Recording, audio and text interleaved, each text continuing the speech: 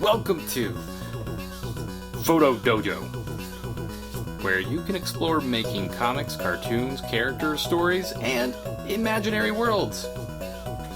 With me, Adam Fotos, creator of Dragon and Goat, a comic about a dragon and a goat. Plus, he's a professor of humanities and friend of huge manatees.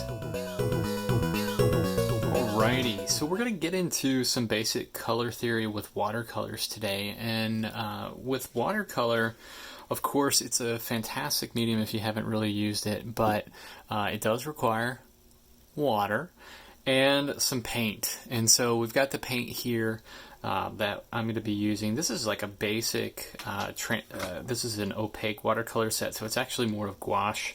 But it's the one that I've got on hand, so I'm going to use it today. So it's not as transparent as others. So the first thing you want to do is just dip your brush into the water, get off the excess water, and then whatever color you're going to start with, if your paint's dry, you just take the water and you sort of add it to watercolor. Now you'll notice it starts to become a little bit more paste-like. The more water you add, the thinner the paint will be, and the lighter the color will be. So if I add too much, it's going to be super, super thin, but if I don't add enough, it's not going to flow off the brush that much. So in watercolor paint, the medium is gum Arabic, and so it's really stable when it's dry. It allows you to take these paints outside and paint in plein air and pretty easily move in and outdoors. And you'll see the colors that you get are pretty intense and nice as long as you don't add too much water. So I'm going to start off here with my primary colors. So we're going to go with a red. Some reds are redder than others. Some might be a little bit purpler. Some might be a little bit cooler. Look a little bit more sort of towards a violet, while others might be warmer and look a little bit orangish. This one tends to be a little bit more orange. And then the next primary color is going to be blue, and I'm going to go with this one that looks more like maybe an ultramarine or cobalt blue. So we get this guy going here. And you see I've used this one quite a lot, and so you can always refill these if you've got, or get another set. These sets are pretty cheap. For the most part. So got my blue. You notice to make sure that I don't get any red on the blue, I rinsed the brush really quickly and easily. And that's a little bit thinner than I want. So what I'm going to do is just sort of rinse my brush again, get off all the excess water, go back to the paint and mix it up a little bit more. I can add another sort of wash on top of that. So you don't want to add too much wet paint onto the paper or it'll break down. Now, if you're working on regular paper, watercolor isn't fantastic. It's doable, but it might be too thin. So I'm using a slightly thicker cardstock here that I've just printed off the good old color wheel on. And then I'm going to go to my yellow. Now notice from the last session of painting, this wasn't my painting. I think this was my daughter's. She was painting on here. So I'm going to clear off the excess orange that was on top, and you can see I'm just kind of blowing the paint, wasting it. Sometimes I like to have a scrap piece of paper to add that sort of extra paint on instead of just throwing it down the drain. But regardless, that clears off the paint that I've got here. You do want to think about mixing colors more on the side of the tray here. That's what really the top is for. But sometimes I even get a little bit lazy and mix right on the top. So we can see that's not too bad in terms of what we've got in terms of intensity. It's not too orange, and I would say that looks like yellow. So that gives us our three primary colors, and notice that they're equal distance from each other on the color wheel. The same colors, number of colors are in between each of these, and the color that's sort of immediately across from the other one is going to be mixed by those two colors that are next to it. So to make violet, I just have to mix red and blue, which I'll do now. For this one, I'm going to take this red over on the side. I'm going to actually pop this one a little bit with some of this magenta, because that'll make it a little bit more of a cooler red that'll mix much better with the blue. And so my blue's already a little wet. Just going to pop that in. And looking at it on the palette, I can see it's a little bit red, so I need a little bit more blue to balance it out. And in this way, you can mix your own paint. Now, obviously, I've got my own violet paint in this set, but I'm not going to use that. I just want to get some practice actually mixing. And so you want that to be as in between blue and red as possible. Now to make the adjacent color for red-violet, so I'm going to use a little bit more red, and I'm going to take this color that I've already got mixed, add a little dab of red there.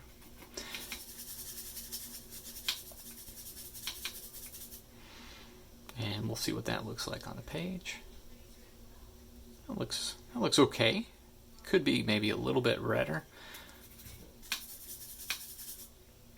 So I'm going to go right back over top of that, and then I'll pop it with a little bit of red. So we've got a nice steady transition to the red. And then same thing with the blue-violet, though. I'm going to clean my brush here. I'm going to add a little bit of blue, make that bluer to the purple that I already made here. And sure enough, that's a pretty blue-violet. I might have a little bit too much water on that, but you know, that's all right. Add a little bit more blue, that pasty paint that's in the blue since it's been sitting there for a second, and that'll give me a decent blue-violet right there. So we got a nice transition there already started.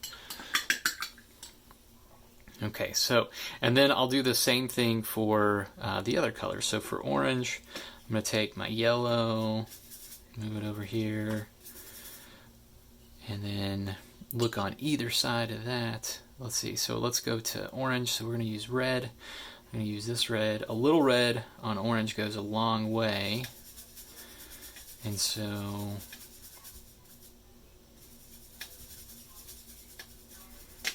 pretty quickly that red will overpower the yellow. So when you're mixing with yellow colors, so green or orange, always start with the yellow first and then add the other hue, so either blue for green or red, to it. Because you're going to find that you have to add a lot of yellow to really counteract just a little bit of the red. Now I'm going to add a bunch of yellow just to show you. And you can see, I got my yellow, yellow-orange.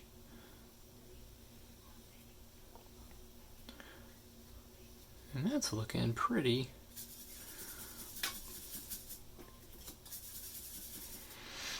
yellow. So I'm going to go just add a little bit more red to it just to get that a bit more in the middle.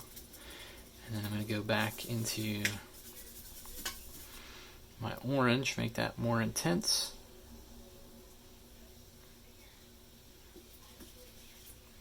More yellow.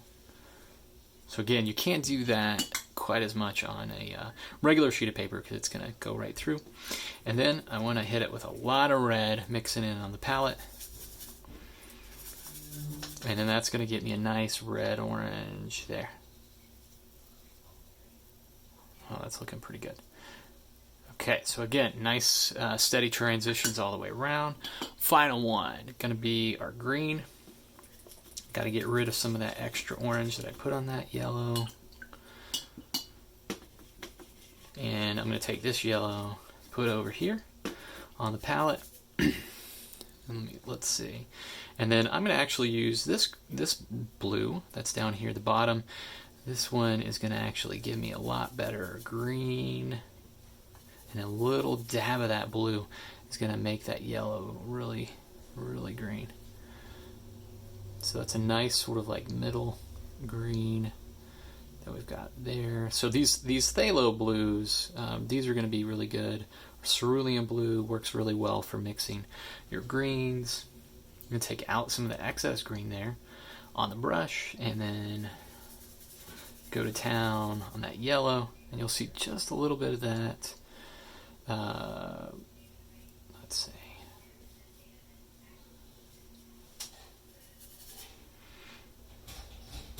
just a little bit of that is going to give me that nice yellow green that I want to get in between.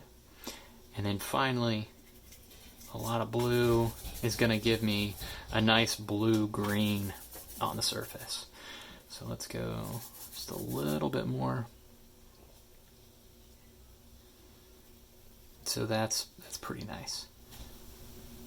Now in terms of looking at the color wheel, so what we've got is our primary colors, red, blue, and yellow. And then our secondary colors are green, violet, and orange. The colors that are in between are the tertiary colors, or the intermediate colors as they're sometimes called. And so we've got red, orange, yellow, green. And the cool thing you'll notice is that on the color wheel, it helps us sort of see how the colors have relationships with each other or against each other. If a color is sort of next to each other, so like these three colors here, like yellow, green, and green, those are what we call the analogous colors. The same thing with like red, violet, and violet. These colors, generally, they go together. They sort of look like they belong together on the page, and they're very harmonious. Now, if you want to, you can also think about the colors that are opposite of each other. So red and green, for instance, red and green is going to get you a very sort of high contrast. They fight if they're at the same level of intensity. And so you see a lot of like complementary colors in the work of Keith Haring, whose work has a lot of intensity and sort of movement that's sort of pumped into his paintings with the color that he uses. Now, the cool thing about using complementary colors as well is that if you mix them, you'll notice that you get a nice shade of brown. And so if you're ever painting people, you want to, really be thinking about using your complementary colors, because if you use red and green, violet and yellow, or primarily like blue and orange, you can get really nice skin tones and shadows for painting portraits or painting people. So that's our color wheel. And then we can think about how we can push and pull the various colors depending on what we've got in terms of the shade, making them darker or tinting them. So I'll show you a couple different ways to tint the colors and to shade the colors. The first thing, we'll start with our red.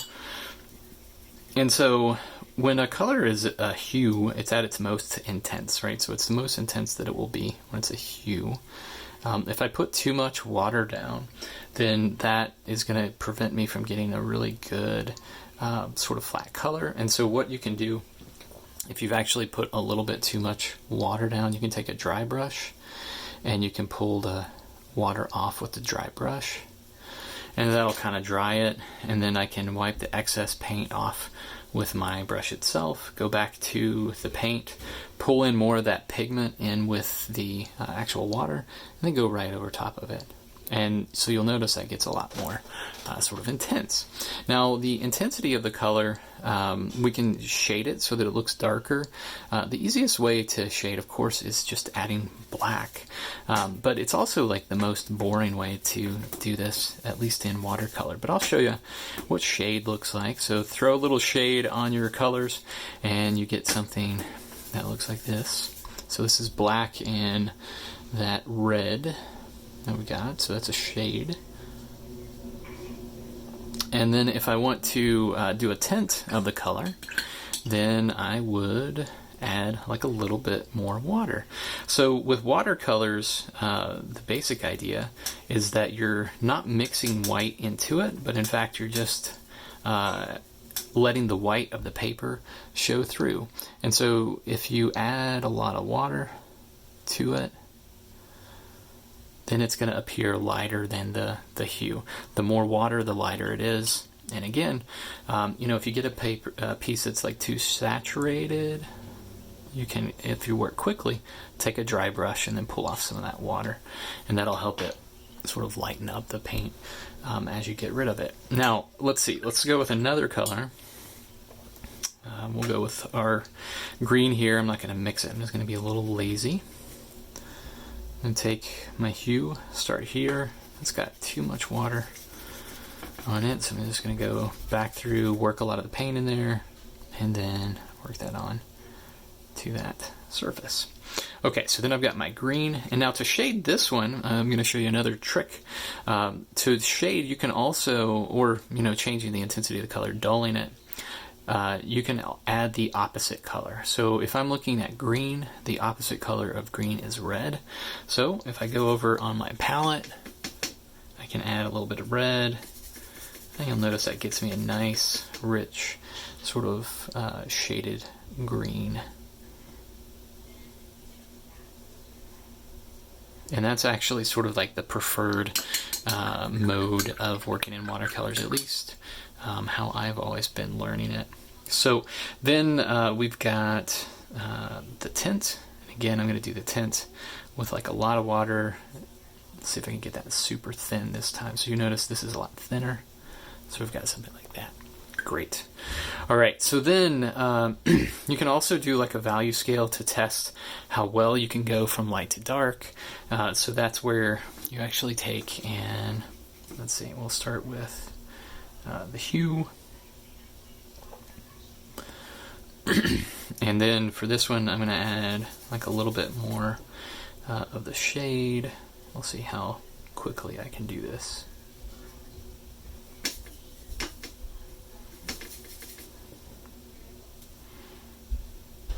So it's gradually getting darker and darker. You do want to keep the water level kind of the same for these if you're doing them in watercolor. It's can be a bit tricky because you keep adding water to it. That's going to make it seem lighter while it's also darker. It's a little confusing, but that's what makes watercolor fun.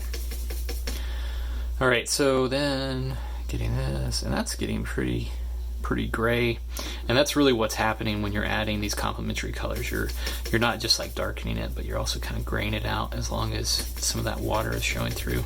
And then I'm going to try to get this one where I'm getting my black as neutral as possible. And so for that, I'm just looking, and if I see that it looks a little green, then I'm going to add a little bit more red. And if I see it's a little too green, it's going to, or if I see it's too red, I'm going to add a bit more green. But this looks pretty good for me. So look at that. It's not quite a pure black, but works pretty nice. So then I want to clean off my brush, and then I'm going to work from the hue to the tint. So in this value scale, what I'm going to do is add, let's see where I'm at with that. Okay, so that's super light. So I'm testing here where I know it's going to be darker, and I'm going to put that one maybe like, I could put that one here. It's pretty thin. I'm going to leave this one white, and then I'm just going to add a little bit more paint, sort of build that in, and that's going to go sort of gradually get back to the hue. So the more paint that I add, and then that might force me, unless I've done this really well, might force me to do another wash on top of this one to get this one a bit more sort of intense at the hue, which I'll do here. You'll notice a second wash on a dry coat or dry wash of the paint gets more intense. So that's looking pretty good. I might go back and like shade this one a little bit more, add another wash to get it the same level, but it works for me. So down here we've got a space where we can think about the warm colors and cool colors.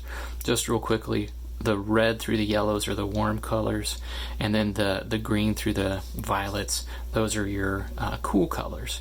And these at the edges, so like yellow, green, red, violet, those can sort of read depending on what colors are next to them.